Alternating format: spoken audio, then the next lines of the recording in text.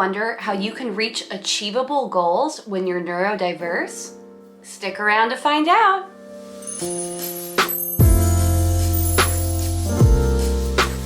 Hi friends, my name is Claire and this is my channel, Woodshed Theory. Here, I make content about what it is like to live as an adult on the autism spectrum and whatever else feels good to me. So if that sounds good to you, or if you're feeling particularly gracious today, and I hope that you are, please go ahead and click the subscribe button, ring the bell. I almost forgot to mention that I put out videos 3 times a week. Click the like, click the like. Should old acquaintance be forgot and never brought to mind? Should old acquaintance be forgot in days of auld lang syne? Friends, 2023 is fast approaching, and as many of you know, usually people take this time of year to make goals for themselves for the coming year. Some people might call these resolutions, but I find for myself it is much more attainable and less scary if I call it a goal. So today I'm going to take you through several steps on how I lay out my goals for the year, what's been helpful for me and other people, and hopefully as a neurodiverse person, this can help you as well.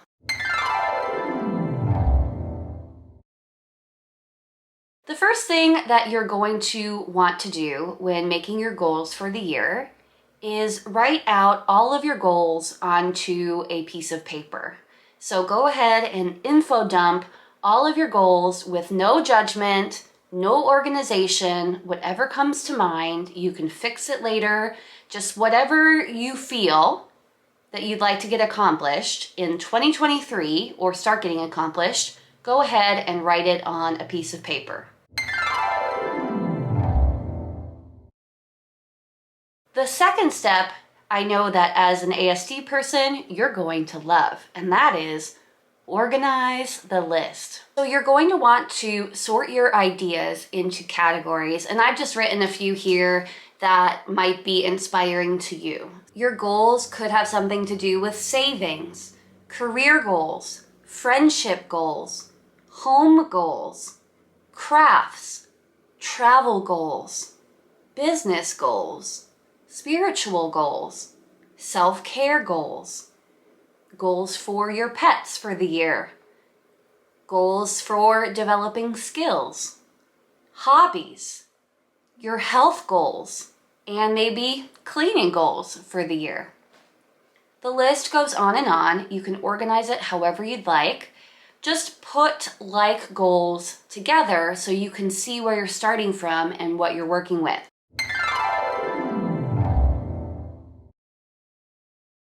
Number 3, once you've categorized all of your goals for the year, you'll want to go ahead and rank the goals in each category from easiest to achieve in your mind to most difficult to achieve. Not all goals hold the same weight as other goals, so you might want to dye your hair a particular color in 2023, but that might be a little easier to accomplish than saving $10,000 or going on a Alaskan cruise. I don't know, whatever you want to do.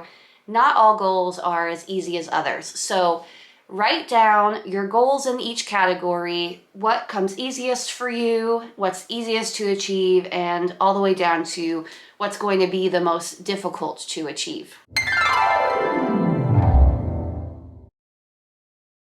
Now that you've got everything into categories and then in the categories ranked from easiest to achieve to most difficult to achieve, I would go through and do some research on each goal and figure out what it's going to take for you to achieve that goal. Research the process, research the cost, research how much time it's going to take so that you can figure out personally what it's going to take for you to achieve those goals, and if those goals are even achievable for you. Maybe a goal that you thought would be an easily achievable goal isn't actually that easily achievable, and you're going to have to put more time or more work or more savings into that goal.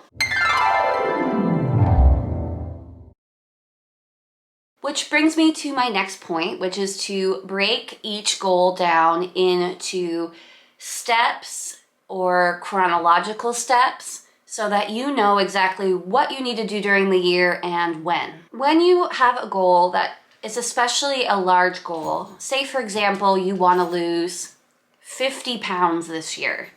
Well, you're not going to lose 50 pounds overnight. But if you want to lose 50 pounds in the next year, you can go ahead and then divide 50 by 12 and figure out how much weight you'd need to lose every month and see if that's possible for you. And then back it up from there. Back up to what exercise you would need to be doing and what kind of schedule you'd want to make. And back it up from there, what kind of food you want to be eating and what kind of diet you might want to be keeping. Or maybe your goal is just a health goal and you don't need to look at a timeline at all. You just need to make reasonable goals about eating vegetables a few times a week or getting out every day for a walk. So depending on what you want to do, it's really important to figure out the steps that you need to take that goal and then work backwards from that big goal and make it into little tiny achievable chunks. This way you feel like you're accomplishing something and you know you're working towards a goal instead of just seeing that huge goal at the end and thinking there's no way I can get that accomplished. Work backwards and work into your goals and know exactly what your plan needs to be for that goal to happen. And I think that's where a lot of people, especially maybe people on the autism spectrum, struggle. I could say my goal for next year is to be able to play a piano concert for my YouTube channel, whatever skill level I'm at. But that seems so far away and so unachievable because I'm still learning how to read music and I'm still learning all of my chords and chord progressions. How could I ever do that? But if I go ahead and back up and I practice for 10 minutes a day or 20 minutes a day, a few times a week, that makes it a lot more achievable to be able to make that goal happen. Sometimes as an autistic person, it's easy to get stuck in your goals because all you see is that final picture. The good thing about being autistic is we love the details, we love to see patterns in things, so it can actually be really fun to figure out how to step by step achieve your goals because it takes a lot of categorizing, it takes a lot of planning and research, which are all things that we're really strong in on the autism spectrum. So this is a great time to use those skills that come naturally to you to be able to achieve something that does not come naturally to you. So now that you've backed into all of the things that you want to get accomplished for the year, the quarter, the month, or whatever, you're going to want to execute your plan. Now that you have everything on the calendar, for example, you might want to run a continuous mile by June. Because you have everything written out, you don't need to get to May and say, oh my gosh, I never started and I'm never gonna get this accomplished, I should just quit. You know that you should start walking as soon as possible in January, and that by March, you should be able to maybe run half a mile by yourself continuously. So you have these smaller goals in mind.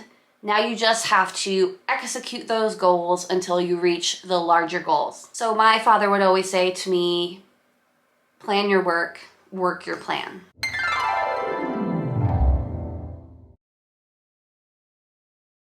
The final thing that I wanted to say about making goals for the new year is something that I say on almost all of my videos, and that is give yourself grace. With autism and other neurological disorders, we tend to suffer from perfectionism. And that means if a plan doesn't go the right way on the perfect schedule every single step of the way, we give up. And it's not because we're lazy people, but it just feels wrong to us, because if you can't do it perfectly in the way that you planned, why do it at all? However, I love to tell you that people who reach big goals, they do that because they continue moving forward even when they have a bad day and nothing gets done, or even when their calendar said to do 10 pages of writing in a day and they only did a half a page. They just keep picking up and moving forward. Give yourself grace, allow yourself to keep working on your goals, and as I say all the time, getting something done towards your goals is better than getting nothing done at all. Changing our expectations of ourselves to be kinder to ourselves and more generous to ourselves, it really only helps us in achieving our goals. I would have stopped making YouTube videos a year and a half ago if I stuck to my schedule about how things were going to look and where I'd be with my subscriber count. But I'm pushing forward because I know that I have goals. I know that they're important to me, and I'm just going to keep working on them until I get to the space that I want to be. And it doesn't have to happen in a particular timeline. Well, everyone, I hope that you have a wonderful new year. I hope that you are able to write out your goals and make a list of the things that you'd like to accomplish in the coming year, and that you accomplish them. And if not, you're kind to yourself and you know that you're worthy of love and respect, whether you accomplish your goals or not. Have a wonderful day, and I will see you next time. Bye!